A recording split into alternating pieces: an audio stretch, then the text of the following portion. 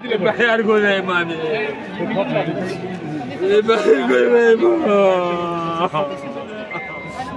কোন চাকরিও করছে আমার ভাই মরির সাথে সহযোগিতা হিসেবে কাজ করছে।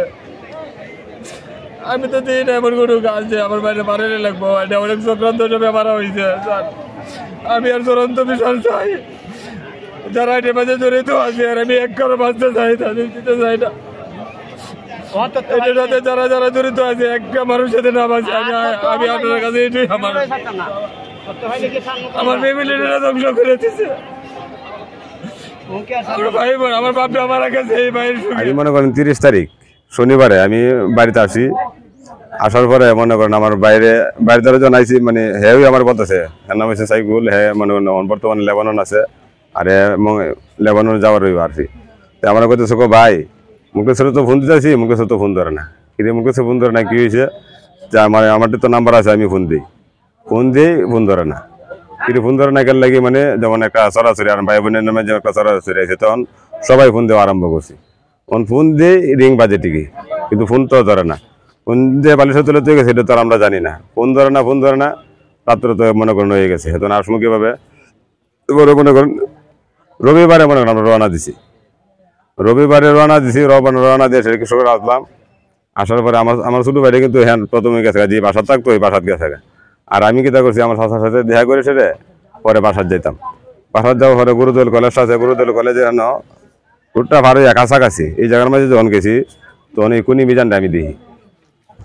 আমি তো ওই সময় জানি না যে হ্যাঁ যে কুনি, ওরে আমি দিই। দেখার পরে আমি কই, ওর সাথে খুব চলাফেরা করতো বন্ধুত্বর মতো। তাই আমি কই, কিরে মিজান, মুকেশ তো 2 দিন ধরে কোনো খবর পাইতেছি না, ওর ফোন দিতেছি, ওর ফোন ধরে না, তুই কোনো খবর টবর জানোস নি? তো বললো না আমি তো কোনো খবর টবর জানি না। সুস্থ মাথায় বলতেছে খবর টবর জানি না, কই আমার এরিয়া জায়গা। তাই আমি তো নাম্বারটা দে।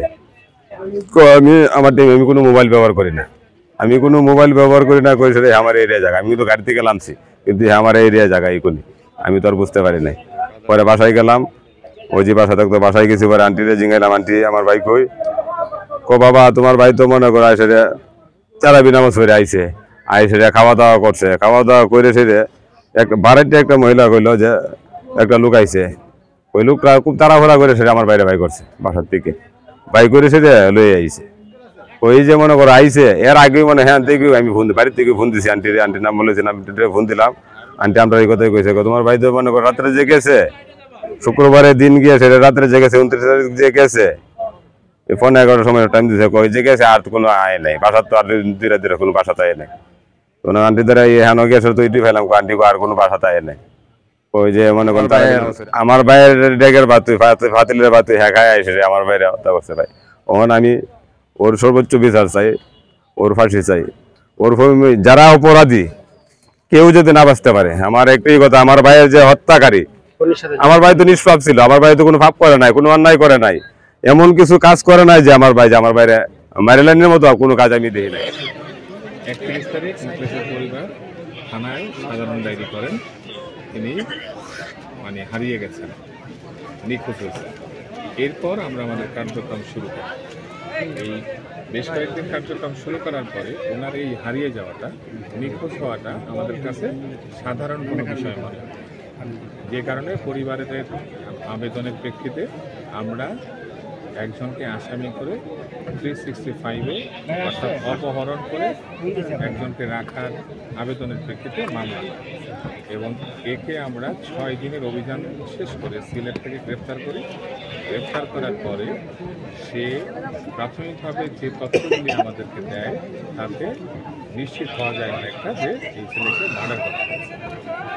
এরপর তৎপ্রেক্ষিতে আমরা তার দেখার মধ্যে ভিকটিমের লুঙ্গি এবং ঘরের যে চাবি সেটা উদ্ধার করি, এবং এমন একজনকে আইডেন্টিফাই করি যার কাছ থেকে সে ভিকটিমকে হত্যা করার জন্য একটা ছুরি কেনেন 230 টাকা দিয়ে।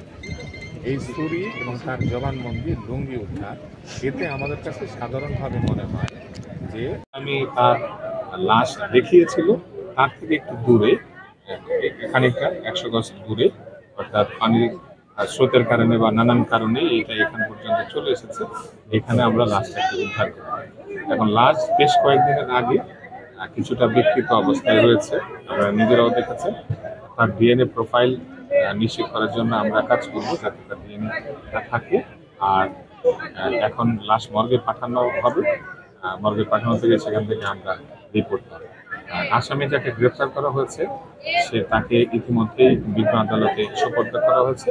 সে যদি উইলিং হয় তাহলে সে তার মতো করে ব্যবস্থা নিতে পারে, না হলে আমাদেরকে যে আইনানুগ প্রক্রিয়া রয়েছে অবশ্যই তার ব্যবস্থা নেব এবং তাকে অবশ্যই রিমান্ডে এনে এদের সাথে আর কারা কারা সম্পৃক্ত রয়েছে সেটা নিশ্চিত করবো। ইতিমধ্যে সে আমাদেরকে ধারণা দিয়েছে কারা কারা তার সাথে সম্পৃক্ত ছিল, তবে ওনার কথা বললেই তো হবে না। আমরা এগুলি তথ্য প্রমাণের মাধ্যমে নিশ্চিত হব যে তার ঘটনা এবং পারিপার্শ্বিকতা, ভিকটিমের লাশ উদ্ধার, ভিকটিমের পরিধেয় লুঙ্গি এবং ঘরের চাবি উদ্ধার, তারপর যে ছুরি দিয়ে তাকে জবাই করেছে বলেছে সেই জবাই করার ছুরি, নানামাত্রিক বিষয়ে সমন্বয় করে পরবর্তী দ্রুততার সাথে পুলিশ রিপোর্ট বিজ্ঞ আদালতে প্রেরণ করা হবে।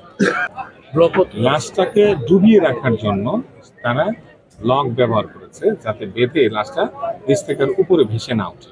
এই ব্লকটি সে এই হত্যার পূর্ব পরিকল্পনা অনুযায়ী আগেই হত্যাকাণ্ড স্থলে রেখেছিল, এটা সে আমাদের কাছে বলেছে।